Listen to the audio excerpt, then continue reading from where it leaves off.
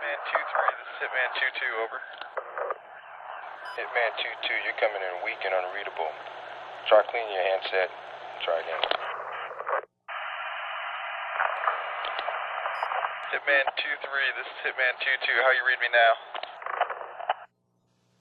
2-3 has you loud and clear. Out. Hitman 2-3, this is Hitman 2-2, over. Roger, I got your ready to pop the boat. Please fill me in on your situation.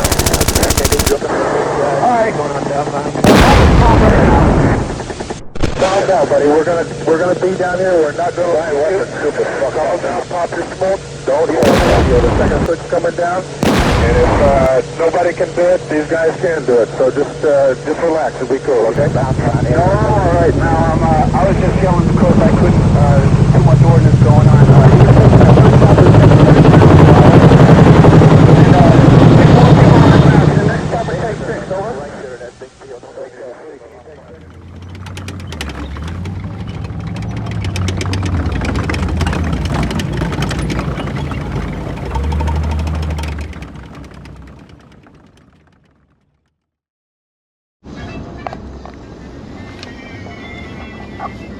George, how'd you find yesterday?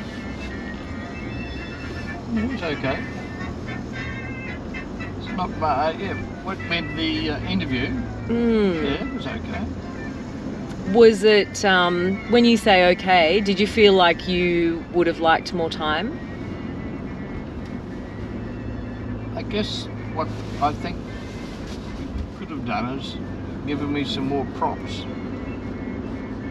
to talk about things, and I'm not sure what you wanted me to talk about, if you know what I mean, because I keep going back to the funny things like the goat and the dog and the monkey and things like that. If that's what you're looking for, that was good, but when it came to any other serious part of the interview, I don't know whether I should have been saying other things or not. You know, like compared to what Pedro might have said and the other boys, I don't think I said very much at all. So give me an idea of what you feel. You know, like I'm sure that last night you probably thought, oh God, I wish I had a chance to say this. What is it that you didn't get to kind of say? Well, I don't know, to be truthful, because I don't know what you were looking for. So whatever Jared was aiming for, I don't know whether I covered what the topics he wanted me to talk about, if you know what I'm saying. I followed your prompts and I went on, and like I normally do, rabbit on about things, and I was more talking about silly things, I felt, rather than anything real serious. But then again, talking to Pedro and them for the late hours of the night, washed down by gallons of red wine, only then do some of the things come up, and I still don't even remember half the things, whether I have blocked them out of my mind, or whether I just don't remember them, or whether I don't want to remember them, I don't know. And it's only when Pedro, that's why I wanted Pedro here, because he's a walking history, and he has got such a great recall of what went on. I don't remember half the things he talked about. And what do you think were some of those things that you weren't sure you didn't remember or didn't want to? Like what were some of those conversations you had last night? Well, things like different contacts that we were in and battles that we went into. I don't recall most of them. And I was there, obviously, because I was driving the bloody tank, you know, and doing my job. But Pedro had a deeper insight into all the things that are going on. Again, I've got to say, I'm sitting down there on the front, a 19-year-old boy, mind in neutral, doing exactly what I have to do, and not thinking of the greater picture, where Pedro's at the top, organising the battle and doing things with the other crew commanders. I'm just following instructions at the bottom. Go left, go right, go over that tree over there, go over here, and there's bullets flying around, things happening, and that's fine, and I'm just doing what I have to do, is to keep the tank safe and don't bog it and don't blow it up, and keep get around the corner. Just keep it as steady as possible so they could do the firing and the shooting. And to me, my mind was just in neutral, just doing what I had to do. Yeah, it seems to be no surprise that you wouldn't remember in the same way that... Exactly, yeah. Whereas Mick would be in there, he'd be firing the gun, looking at the sights and doing things. Gary's over here loading machine guns, doing things, working on telephones. I'm keeping the tank steady. We're working as a team, and not Pedro, but my crew commander at the time would be doing what he needs to do and fighting the battle and talking to the troop leader and talking to the other tanks. And they're saying, you know, like there's a contact over the hill over there. Well, George, get yourself over there and be as careful as you can when you get there. And then they're on the radio. So we're all trusting each other to do each other's jobs. So I've got to get over that hill. So I get over there the best way I can. I assess the ground. I look where we're going, make sure there's no big dongas or hills.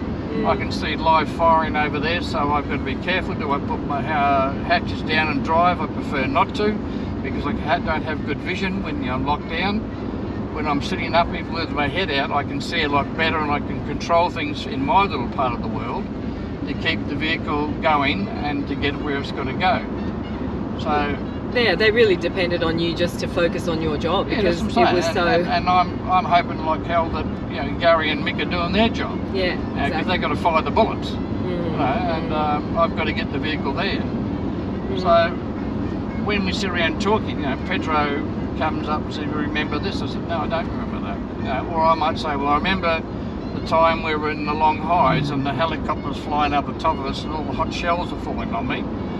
That's the part that I remember, and about the blokes with the mortar plate running between us and having infantry on either side of me. But that was my world down there. Yeah. They're up the top doing things. But then as we get talking, they said, "Well, we went this, we did that, we did this." Oh yeah, I remember that now. But my memory of that particular incident was just sitting in that tank with all these hot shells falling over me and driving into a contact and trying to do my job. George, so with those hot shells falling all over you, like, did you even have time to be scared? Because you were so focused on your job. Yeah, you've got to do what you've got to do. Because you spent so long training. The idea of the military is that they get you in, reprogram you, and you react to orders. And by doing that, it starts right at Kapooka, where you spend hours on the drill parade, listening to orders and reacting to orders. Turn left, right here, right there, left form, right, left, stand at east, attention. And you think to yourself, what a load of shit all this is, right? But they're programming you to react to orders.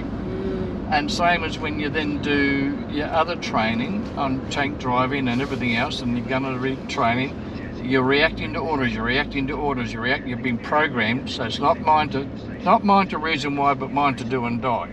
Yes. I know that sounds a bit over the top, but no, that's kind of how it works. So when they say jump over the hill, you jump over the hill, especially when you're young. So you've had all this training for about 1.5 years before you go there. So when something happens, it happens. I guess you're scared, but I don't know. You haven't got time to think about being scared. But there must have been times, George. I mean, you and I have had lots of chats, and you've told me all the fun stories, and you know. But and I think you've said to me before that you just haven't spoken about some things. I haven't spoken about things for years. Yeah, and I kind of wondered, well, okay, sometimes you didn't have time to be scared, but there must have been moments when you really had a bit of self-doubt, or I mean, I don't know, what were those lows? Because if I had had time, and you know, I wish I had had a lot more time with you, George, yet in yesterday's interview, but I would have loved to have tried to delve into some of those kind of lower moments for you. I know, but I don't want to talk about it. Yeah, okay, and I think that was... I mean that nicely. I'll give you another example. When I go to this men's table, we sit around and talk, right? And there's 12 men at the table, and you don't interrupt anybody, so one person takes a turn to talk about what's happened in the last month. It could be anything from a marriage breakup to a great day out playing golf or whatever. And you go around the room and you just talk. You don't offer opinions, you don't ask questions unless you ask someone for some advice. So even at that situation, I still will not open up to some of the men in that room, because I don't want people to see me being vulnerable. And that's the truth about it all. I'm happy to talk to these guys, and I go to these meetings, I'm always very positive, and that's the way I am. So I tend to just shut things at the back of the head and just keep moving forward, and that's how I work. So with all this Vietnam stuff, you know, I don't know whether I've just automatically shut it all out, or whether I stick as two short planks and I didn't really understand what was happening.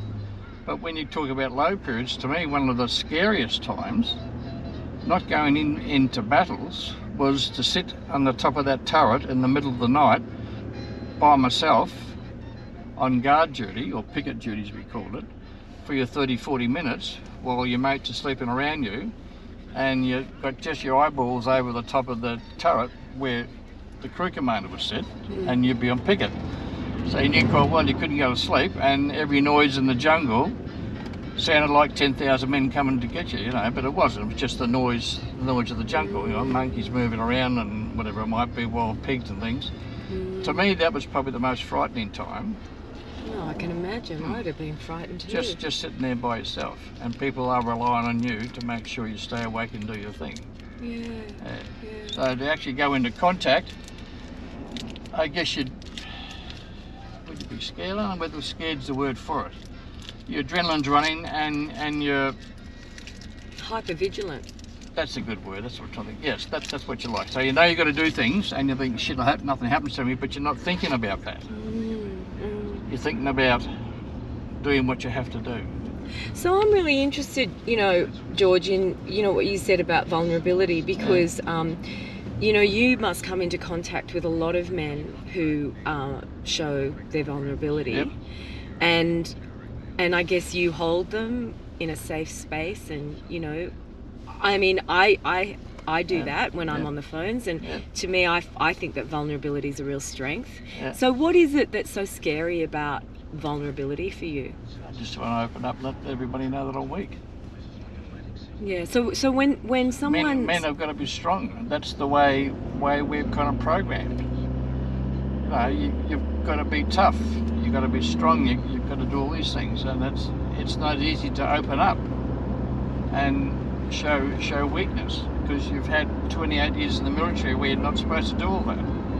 Yeah, so you're saying it's the way you've been programmed, yet when you come into contact with someone who shows vulnerability, I'm sure you don't think that they're weak. I put my arms around him or her. Pardon? And I put my arms around him or her, and you listen to all these mental health first aid courses you do, you know.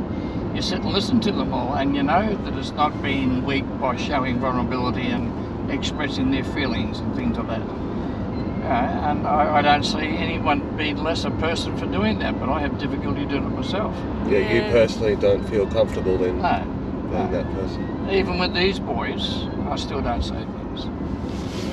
And I know Mick does them, I know Pedro does them. We're careful what we say. Turn it off, man. Just turn it off. We're just careful what we say, even in front of each other. Really? Yeah, of course. So you feel like there's a possibility you might be judged as being weak? But I don't know.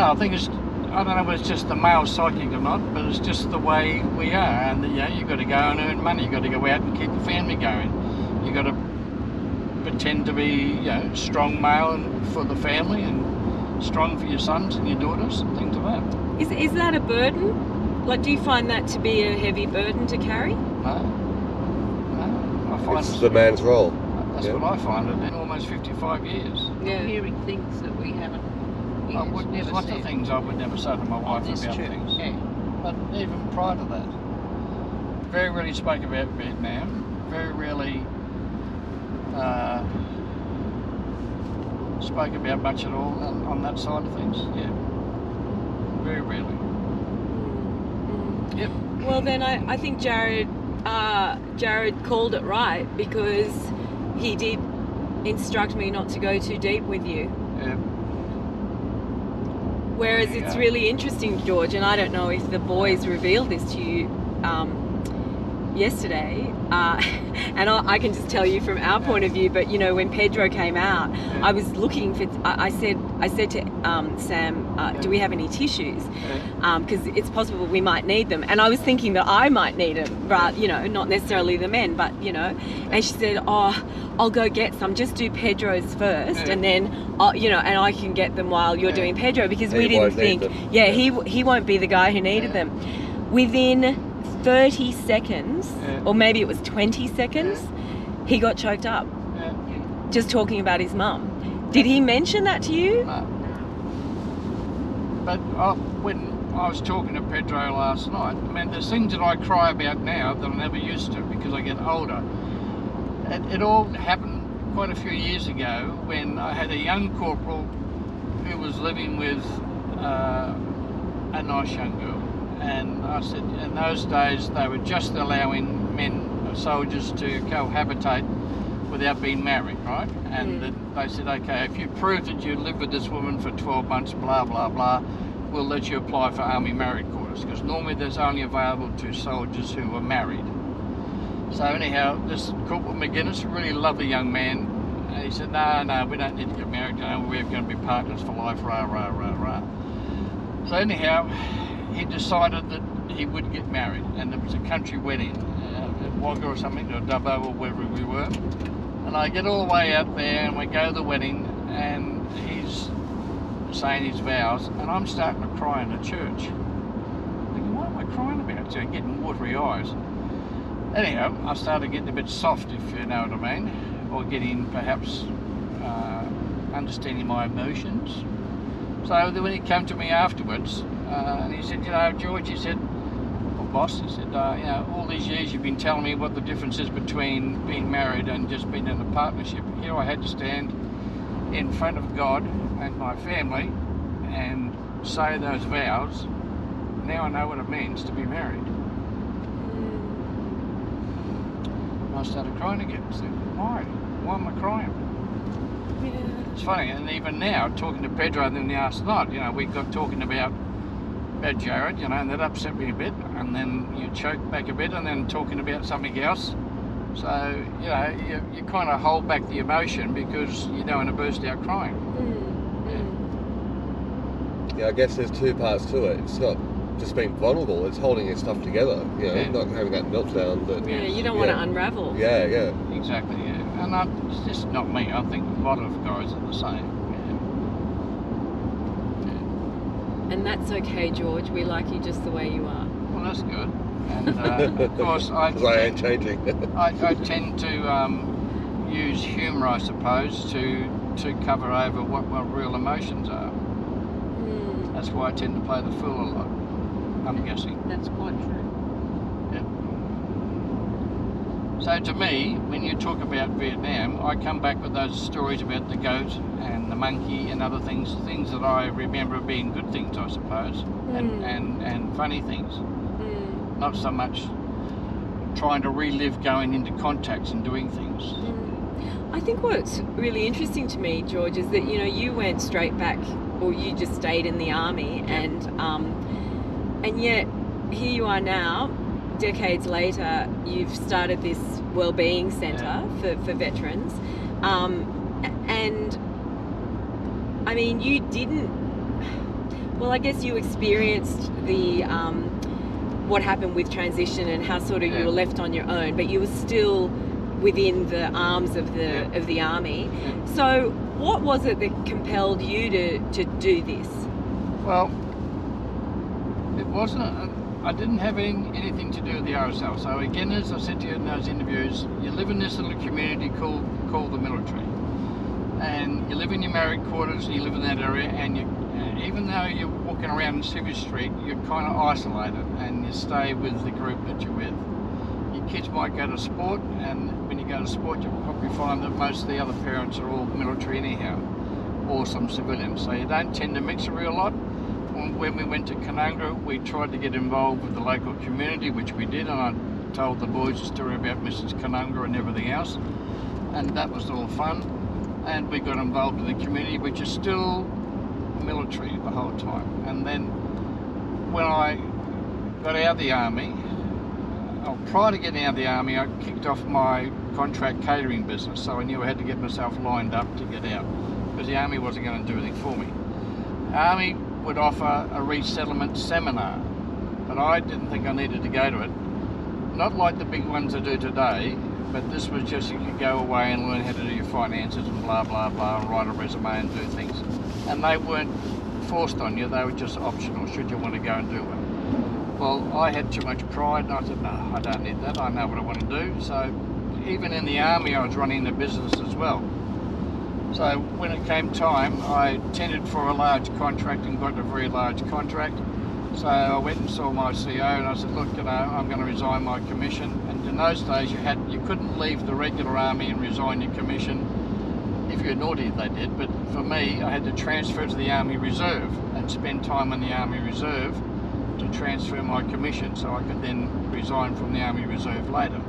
And I thought that'd be a good crutch to hold me through in case something goes wrong. I had a very, very understanding commanding officer.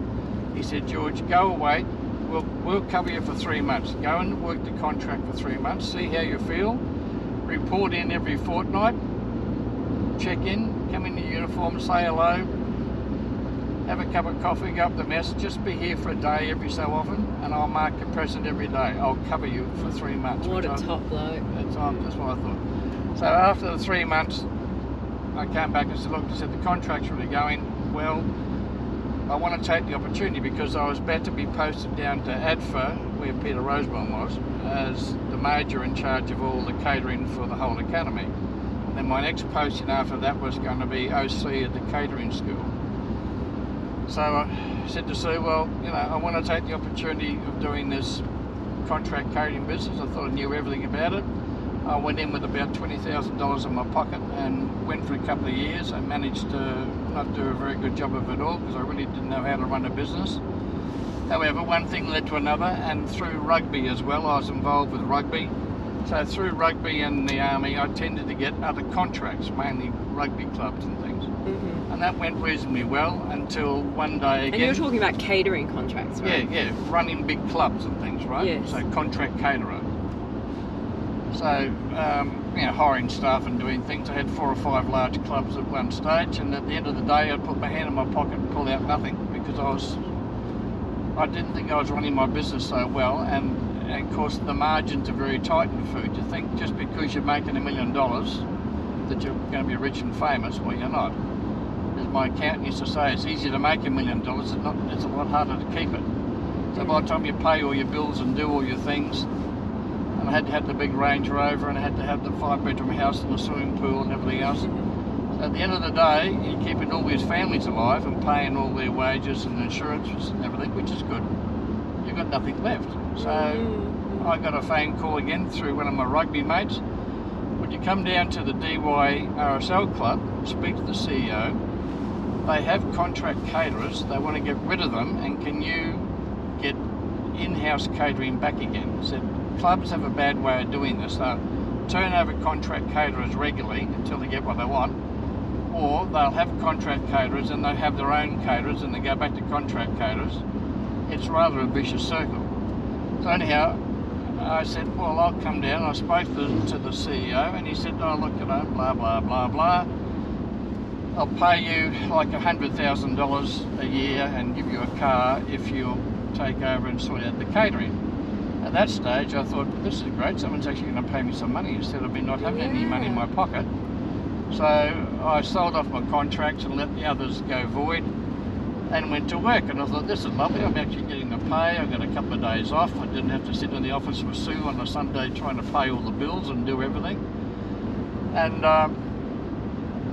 that led to an involvement with RSL Life Care. It's all around Narrabeen area, that's where we were, and the sub-branch there at DY. So that went on for a while, and I thought, oh, you know, I don't know. Then I saw a job advertised at RSL Life Care for a catering manager there, and I paid a bit more money. And I thought that would be a bit, I'm sick and tired of club life, you know, poker machines and everything else. So I went up to RSL Life Care and spoke to the CEO, and he said, same thing. They were buying all their food in from a big company called, it doesn't really matter what it was called, but they were buying all their food in pretty well all prepared. We had to microwave it all and just reheat it. That was basically it. We want to go back to doing all our own cooking. Now, I used to do this in the army, set up officers' messes and sergeants' messes and catering areas. So I said, would you come on board? We'll pay you a shitload of money, sack all the contract caterers, get rid of all the other stuff, and cook all fresh. We want all fresh. So I said, fine. And they gave me a big flash car, and they said, matter of fact, you're doing such a good job. And we were feeding 500 people, 3 meals a day, 1,500 meals times 7, about 10, 11,000 meals a week. Wow. And then I did that for about a year or so and built it all up. And they said, well, we're going to make you a general manager and we want you to do the care facilities as well. I said, care? So they had 500 beds in hostels, and then we had about 1,800 people living in independent living.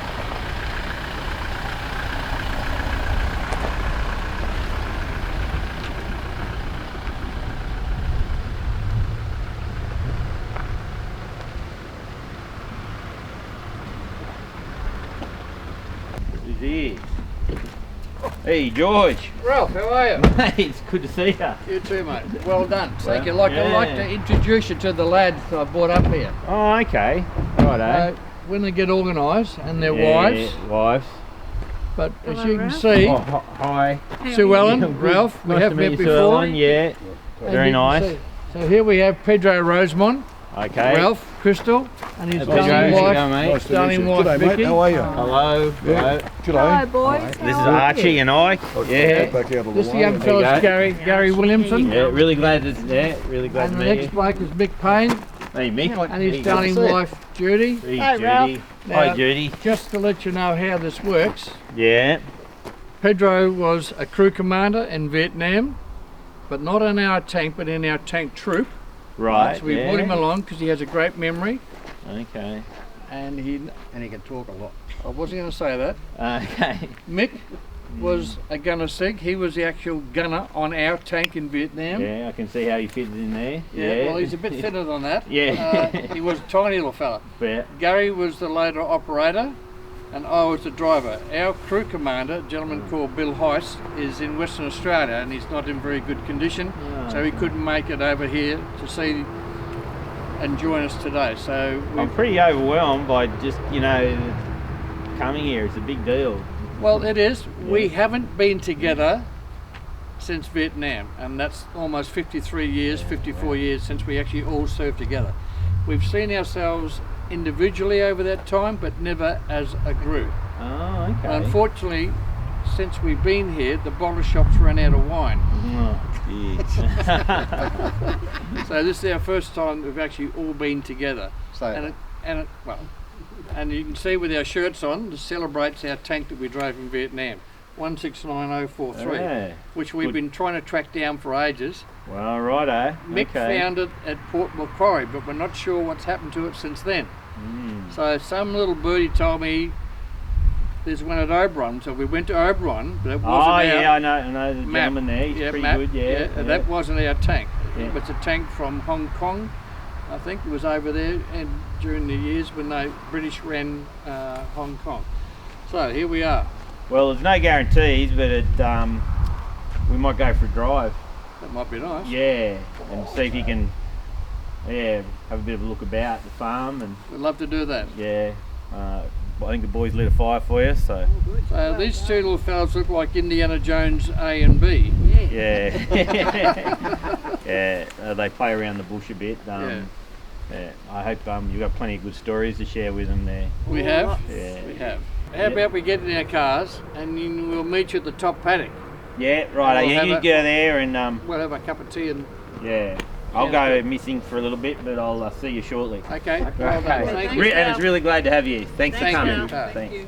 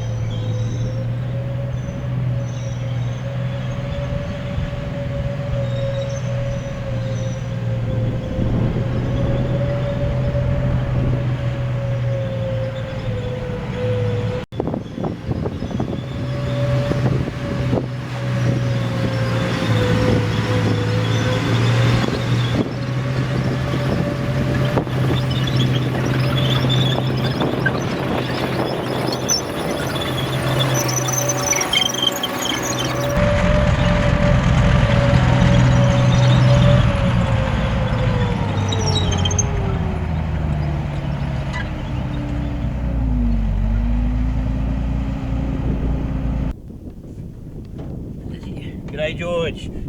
Ralph, how are you? I bet this is a tank you're glad to see. Wow, lads, Surprise. would you believe this? Tank 169043, look what we've got. There's the Ralph, number. Ralph, this is the tank that we're all lived in Vietnam for 12 months. Wow. Where in the heck did you find this? Well, it's funny how things just happen or meant to happen. When my father passed away, he was on the Matildas, and we went in search of a Matilda and couldn't find one. And we had a friend, Mr. Peter Jarrett. He sort of gave us a bit of a heads up on Centurion tanks because he had one and he was on them, and she turned up at Port Macquarie. Wow. It was perfect. I was turning 43 at the time. It was doing my own birthday present. I hope you like her. Incredible. Well, we're part of the crew. Yeah. We don't have all our crew here because our troop sergeant is in West Australia and he's not in good shape. But I was able to manage to rattle a couple of guys up.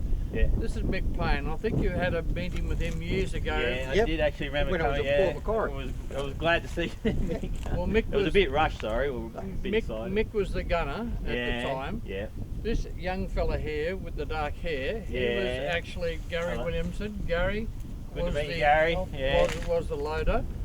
So I dragged along a gentleman called Peter Rosemond, who was one of our corporal crew How commanders you do, in Peter? Vietnam. Nice to meet you. Yeah. So I wanted Peter to come along because I knew there was a surprise somewhere, but I couldn't work out what this surprise was. Yeah. And you were leading me down the garden path and thinking, Well, what's going on here? Yeah, it's just a Centurion. just a Centurion, but this is the Centurion that we drove. Yeah, I'm very glad you've come to us. Yeah. Well, we're excited. Yeah. Now, running through this, Gary was a national serviceman and did 2 years. Right, okay. Mick ended up a warrant officer and 20 odd years. Yep. Well, righto. Well, And warrant Pedro officer, ended up doing 30 odd years, 35, and ended up becoming OSM of the Army. Oh, okay. So I actually only did about 5 or 6 years in Armoured Corps, but I transferred over to catering corps so I found I could kill more people with my food than I could driving one of these things. Not a bad tactic. Yeah. So I ended up doing about 28 years. Yeah. So now we haven't kind of got together. This is the first time all of us have been together in 54 odd years.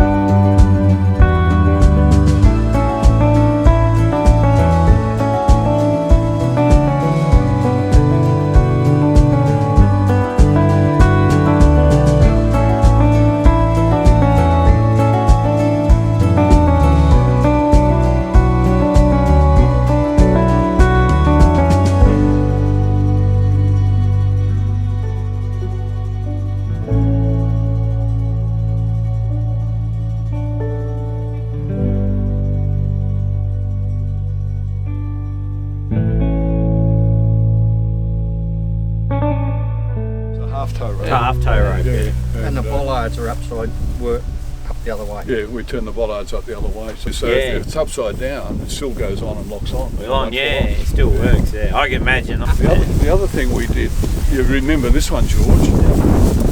We welded a cut-up star picket up there and on the front mud guard. Yeah. And the idea was that when you got out of the mud, you climb up there and clean your boots before you go. You're forever draining out water. Yeah, so the plugs, we got the plugs out. You'd pull the plugs and let water drop through her. Well, you had to get underneath to pull the plugs. Yeah. And if it was in the wet season, getting underneath to pull the plugs was a shocker. Yeah. So you couldn't go running around without the plugs in. Yeah. Because that would. If you hit a. Well, we actually lost a guy over there because what would happen in the driver's compartment, if you go underneath, you put the plug in this way, right? So it's got a plate and the nut underneath it. Yeah. So if you have a hit of mine, it can't go up. Yeah. But what a lot of them were doing was taking that plug out and screwing it in this way. And then this guy hit a mine, and the result was it went straight through. The plug come up. Yeah. So that was one of the things. That was Jimmy Kerr, wasn't it? No, Mick Hannaford, Yeah. And then I remember doing training down in Armoured Centre and then up to the regiment, and I was not a very good mechanical guy, right? I had very low mechanical aptitude. Yeah. So I kept losing my spanners down into the engine bay, right? Yeah, I think it was a few So then I kept going up to the Q store and you had to fill in a loss and damage report, and I kept having to fill these in almost every week, and the bloke said, "Good, come down to your pay, right?" Yeah. So he said, "Look, what are you going to do?" I said, "I don't know." And I went back and I had a look at it, and I opened up the engine decks and I realised there's all these trim vanes. And this is a true story. I got all my spanners with strings and tied them to the trim vane, so if I dropped them I could pull them back out again. Oh, yeah. So you'd open up and you have all these strings hanging down with all these spanners on. Oh, ready to go. No, only when I'm working on it. Then Then I take them away when I close it down. Close it down, yeah. But I got sick and tired of losing all my pay because I kept dropping everything down there. Oh, okay, And even when I went underneath to try and find them, I still couldn't get them all out. Yeah. Oh, it's a long way. When you go in the top, it's a long way to the bottom. It certainly is. Yeah. And changing spark plugs used to be a pain in the butt. One good thing about it is that the baddies didn't have tanks as well, so that was quite good. Yeah. But we had issues probably with mines and or RPGs. But generally, I would rather be in this than walking around as an infantry bloke. Yeah. Because I got all the comforts of home. We can have a hot shower, we could have dinner, and you could keep warm and you could keep cold, but it was quite good. The hot shower come about because the jerry cans were on the transmission decks. Oh, so they warmed up through the day. Always heated up through the day. You're operating all day and the water's nice. Nice. 20 litres for 4 blokes to have a shower. Quite a luxury. Yeah. Did you when you were out in the field and on patrol, did you associate much with the infantry? Would they come and join you at night or day, or you would sort of? Well, it depends on the operation that we're on. So sometimes we'd be by ourselves, just the 4 tanks and a recovery vehicle. Other times you might be with some cavalry as well. Other times you would have infantry with you. Yeah. But generally we would stop over night time for a night harbour, as they call it, and they would sleep between the tanks. So it depends on the situation at the time, but you'd have one tank here, one there, one there, one here, for example, and the infantry between you. So we would cook and do our meals, and I'd offer food to these guys or have a hot shower, and they go, "No, we live on what water we have and what food we have. You guys are just a bunch of wankers, really, because you've got hot water, but you wank your tankies, you know." And or your driver would be saying, the infantry guy sorting out his little butchie spot for the night, and the driver would stand there and say, "Excuse me, mate, can you move over a bit?" And the infantry goes, "Why?" "Well, that's where we have a shower."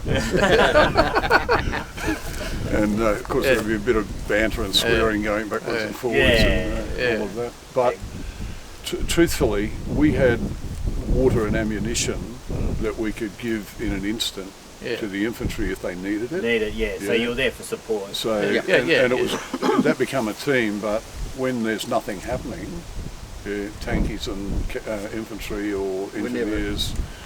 Different hat badges, different cultures. Didn't socialise.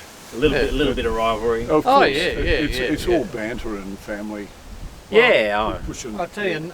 One position was one of the grunts we were working with. They said, where are your shell scrapes?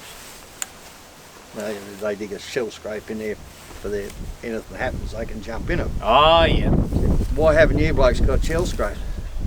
We aren't going to be in there when the shit hits the fan, we're going to be in there.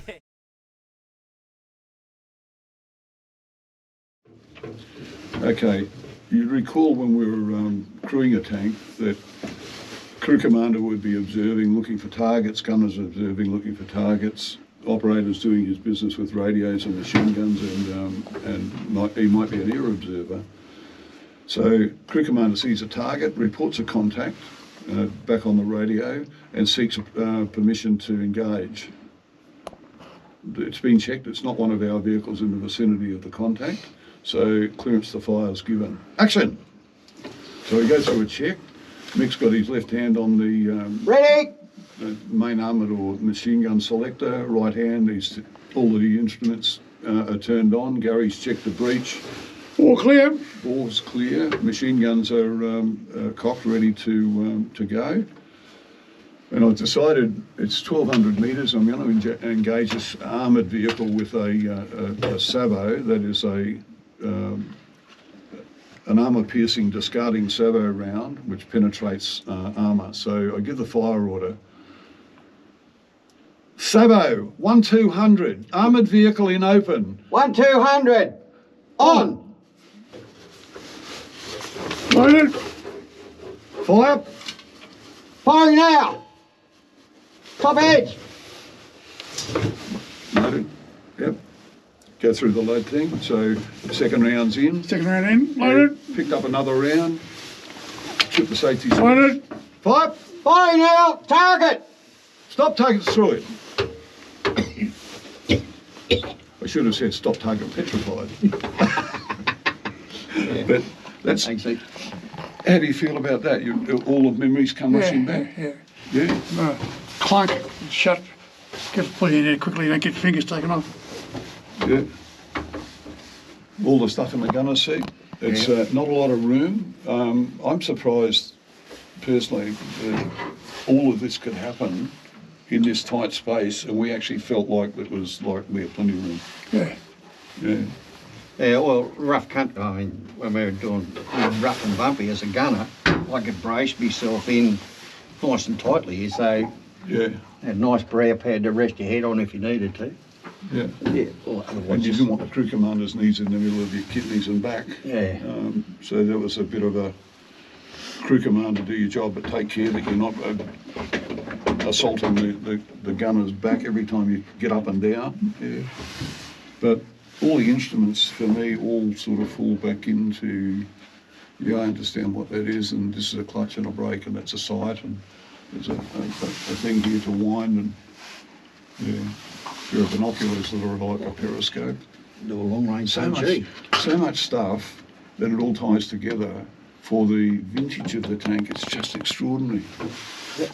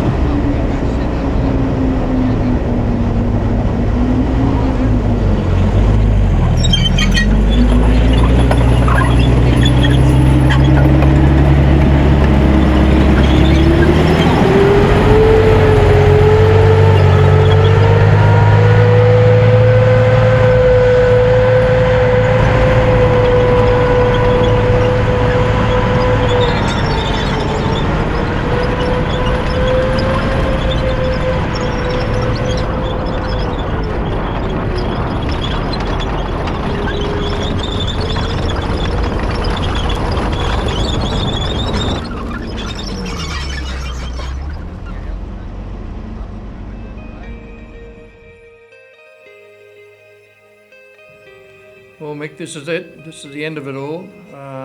Really, we should thank DVA and the Study in the Service program for providing the funding and agreeing for us to recognise the tank crews in Vietnam and what they all went through. It also, I guess what's more important is to thank Matt initially for the use of his farm and his Centurion, and of course Ralph that had our tank, and both farmers were very keen to help us and bent over backwards, emotional thing to write. And of course a very, very special thank you to Tubby Brooker and the One Armoured Association for providing a lot of this film and film clips and stills. Without that we couldn't do half the things we're doing, so it's been great, it really has been. And I'd like to thank J Hunter Media and all the other people that were involved in getting this together. It's been a journey for us all, and I just hope that it goes down in history. People will be able to refer to it regularly. Yeah, well, when I first got the call off you, I thought, what trouble are you going to get me to now, Ollie? Yeah. But I'm absolutely blown away for the whole experience, and it was very cathartic and enjoyable, just to get us all back together again on our old dearly beloved vehicle.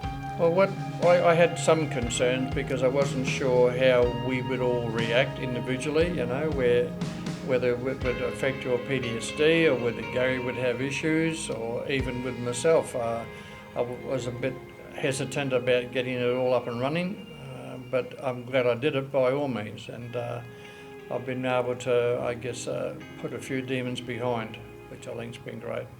Yeah, it certainly was an opportunity to get rid of some of those devils or demons or whatever was hanging in there. Yeah. I wouldn't have missed it for quids. No, it's been fabulous. It really has. Yeah. Well, guys, would you believe 54 years and here we are again together with our famous crew commander and the boys from the turret. It's taken us all this time, and bingo, we come to a place called Molong and we find our tank, the tank we served in Vietnam, still running. We've had a bit of a game with it, we've had a play with it. It's just been fabulous time. How have you felt about it? I'm 19. You're 19 again. I'm back. Gary? Just like old times. You know what? Never been away. The only thing is, it's not quite as agile as it used to be. And I was a bit apprehensive about having to drive. That's why I didn't want to drive at Matt's. But once I got in there and the engine started, I've got to say, I was enjoying myself. And I remember all the dirt and crap that used to go all over me. But it's been fabulous to meet you all again, because we haven't all been together all these years. Pedro? Look, I echo your sentiment totally. We've got a beer. Yep. The beer we used to drink if we VB. could get it in Vietnam. Yep. And I'd like to propose a toast to absent and fallen friends, and have a razor glass for our reunion. Well, let's do that. And let's also remember our SSM Johnny Horton while we do it. So here's to fallen friends, Johnny and all the other guys. Yep. Cheers. Cheers. Let's get it down. Good to be together. Ah, VB. Well done. You're a shit driver. Oh no, thank you. You weren't very much of a gunner either, but still. We should have looked a typical engine driver. Should have just left the barrel over the top of you so you couldn't get out of your hole. Give me a break, come on. Yeah, if it wasn't for me, you wouldn't be here today. Look, come on, let's face it. I got you there, got you around where you had to go, made your beds. Yeah. And every night I had to fluff your pillows for you to put you on the stretchers. Come on. Yeah. And somebody had to cook. Somebody had to cook as well. Yeah. Make the brews. Make the brews. You had a hard life. I had a hard life. But anyhow, here's to our mates, those that aren't with us. Cheers.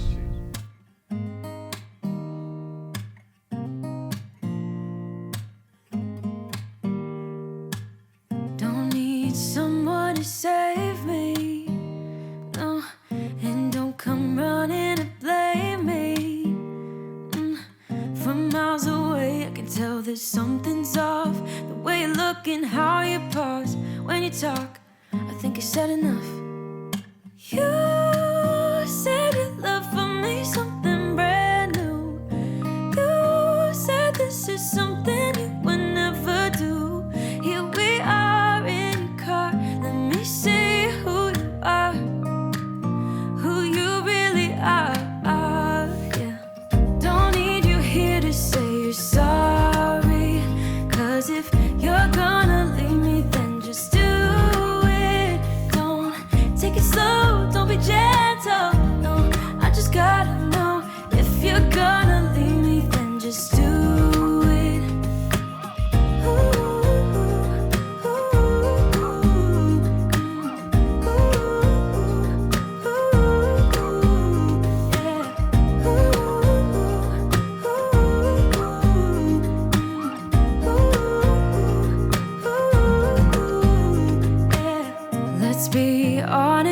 second. Yeah, you're being over your head, babe. 'Cause there is no